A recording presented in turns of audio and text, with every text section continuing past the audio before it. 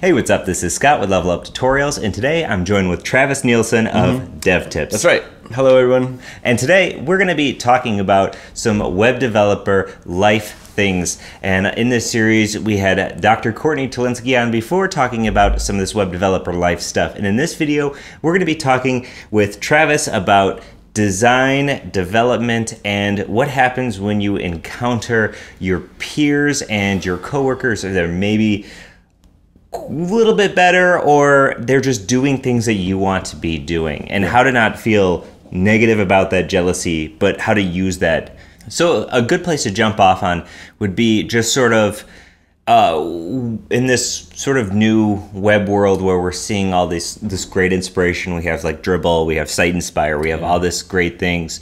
What can you do to not take all of that positive, great stuff coming in and feel like you can't hang, right? Or you can't get there? Because there can be so many people doing so many good things, and you could just feel like, man, I'm not there. Right. Yeah. I think the first step is to have a healthy respect of what creativity is. How does creation happen? And when we can appreciate that creativity and creation happens in like three pillars, the first one being copying. You know, like a lot of people may say like, oh, you copied this, that means it's bad. But the truth is that everything that you've ever learned was a copy of some other knowledge that existed in the universe somewhere. Yeah. And the same thing with everything that you create is a version of something. So after copying, it becomes transforming, taking that thing that you learned how to do from, like I copied Scott, I learned how to make an exact replicate of what he taught me. And now it's my responsibility to transform it into something new. And to take other things that I learned. This is the third part, is combining. So I'm going to take what Scott teaches me. I'm going to take what another channel, what Mackenzie teaches me, what Travis teaches me, and I'm going to combine them and transform them into something entirely new. And that is how creation happens, and only in one of those three ways or combinations of them, and in no other. So it's not a bad thing to look at somebody and be inspired by them and even copy them. I tell a lot of newer people in the industry, people who want to learn, just copy. Like what you're going to do is, by copying, is not just learn how to technically recreate, but focus also your mind on understanding why the initial person created that way, what inspired them to do so, what problems were they trying to solve. Yeah. And in that way, you don't learn just how to create that thing, but you learn how to create. Yeah.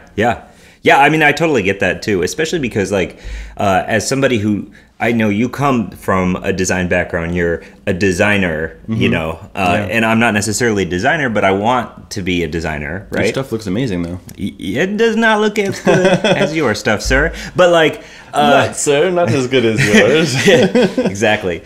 But, like, for me, yeah, I totally get that, because, I mean, everybody is on their own sort of path, and you have to sort of bring in things to build your own path, right? I mean, I guess that just totally makes sense. By the way, if you look at the footer of Level Up Tutorials and you look at the footer of Pitchfork's latest redesign, they're not, no, I didn't steal it. But there's like a Condé Nast, whatever that is. They're like logo and then a thing around. It's like, that looks nice. Like, take that. Yeah. But it's just like little pieces. Yeah. And of course, in doing so, my footer looked better. And it's not like I ripped anything off majorly, whatever, the design colors, whatever. But just by taking that little bit, I took something that maybe I felt I wasn't doing a good job of designing. And I looked at somebody else's solution. They had made the paragraph of text, like the legal text, narrower, had the logo offset to balance it. And before, I was just like, center everything. Let's just center it all. And it just is like, it wasn't working, right? So, so in that experience of examining theirs and going through and just looking at the margins and whatever, I learned a lot about why my footer wasn't executing and why theirs was, you know? Yeah, absolutely. And I mean, this same process and the same principles apply to learning anything. And you're asking me about design, but this same thing applies to people who are learning to code a new type of language or a new tactic. Like instead of just coding JavaScript, I want to do like modular type of scripting and programming. Like you're going to learn those patterns. I'm going to copy directly from you until I internalize those ideas. And then I can start to branch them out and to transform them and combine them with other ideas. Yeah. And I mean, whether you're learning code or science or even like, you know, the humanities or even like parenting, you know, this is, we get ideas from elsewhere, we transform them and combine them and use them for ourselves and kind of add upon them. This is how all creation and learning happens. Yeah. Yeah. And actually in another, I don't know if it was a Q&A or the other Dev Life video that we had done, I mentioned a book called A Technique for Producing Ideas. And that book literally, I mean, you summed up the entire book. It's only like 46 pages long. It sounds good. I haven't read it. It's like $5 on Amazon. I love short books. It's a little short book about basically the creation happens from the combination of ideas that both exist. Two ideas exist. You combine them based on your experiences, and there you have a new idea. Absolutely. So that idea of taking but not ripping off, right? In breaking and breakdancing, they call something, if you steal someone else's move, something else they created, they call it biting. You bite their move. Bite their move. Yeah, you could, you know, you're biting the move. And and if you rip off somebody else's original content, that's like the same as coming out and performing a song you didn't write, claiming that you wrote it or something. Yeah. It's directly seen as a slight against that person that created it. And so they always stress, don't bite, nibble. just nibble a little bit off. Yeah. And make it your own. Yeah. Just make it your own. Take the best of everything you see and add upon it. Yeah, you know? exactly. That's how it, you know, that's the evolution of art. That's the evolution of code and everything that we do is just, I mean, we're, I think around on the £2 coin in Britain, it says standing on the shoulders of giants. I always love that because like, how can we see the whole view if we're not elevating ourselves somehow?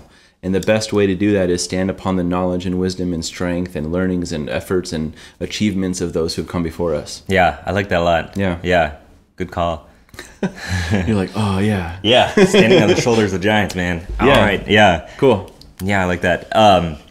So another thing, so we have, there can be, like in development, right? There can be a huge gap between where someone's at and where someone else is at. You can look at somebody like TJ Holochuk. I believe that's how you pronounce his name. Okay. Have you ever heard of him? No. Okay, so this guy TJ, if you've done any node programming or anything like that, you probably heard his name. He created everything. He created like Express, which is a routing and web server for Node. He created Stylus.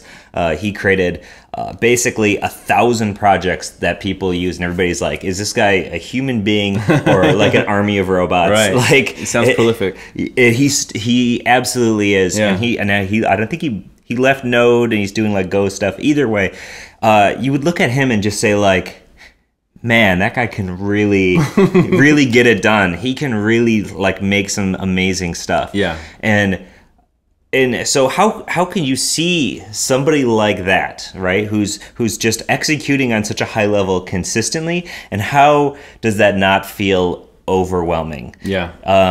What can you do to say like, I will never be there, to I don't need to be there, or whatever? Like, do you ever feel overwhelmed by just how good some people are? Yes, of course. Yeah. All the time. I mean, and sometimes it's fun to get overwhelmed with how good somebody else is compared to you. You just, like me, I had a friend coming up when we were both learning design and kind of working together, and we'd send each other some things that we saw, and we'd just be like, oh, I give up, I can't do this. Yeah. You know, like my life is over. I can never do what this person is doing. But I think there's a few things to kind of pull out from that. Number one is you don't have to do what they're doing. Yeah. They've already done it. So if you did what they're doing, you're not adding anything to the general like value of the human race. So, you know, do your own thing. Secondly, I think that you can kind of like use the situation. It's kind of like the difference between having setting a fire under your butt and letting it move you and motivate you, or catching yourself on fire and burning to death. Sure. There's a subtle difference there. Sure. Right? Yeah. And one will make you run really fast. Yeah. And one will just, you'll die. Yeah, you'll die in a discouraged ball of flames. Exactly, yeah. exactly. It burn out like a flaming, horrible failure. You'll never touch a computer again. But so the difference is, how do you react to the heat? Because the heat will never go away. And so training yourself to like appreciate and be inspired by, and even like, I don't know, like I've been interested in the idea of being able to reach out to these people and not ask things from them or want, to bother them or whatever it is, but just to like appreciate them. And one thing that even more than you can do is try to help them, right? Yeah. So if you want to be involved and learn at the knee of somebody great, the thing you want to do is give them value and have them decide to invest in you, right? So asking someone to give you feedback or asking someone to help you with a problem, that's not what you want to do when you're looking at somebody who you think is like I wish I could be like this person. Yeah. If you want to be like that person, don't like suck them dry. Yeah. Feed them, right? And in doing so, you're going to create this kind of like recursive loop of inspiration. They're gonna see that you are the kind of person that understands how creativity works, that it's like a cycle and that it's like a part that you have to be actively feeding it. And if you're feeding, it's going to come back to you. It's like the principle of not recursion, but Mobius strip. What's that? It's a Mobius strip is like an infinite ribbon. Okay. It like just goes around. It's like one interconnected ribbon. It's like an infinity sign. Yeah.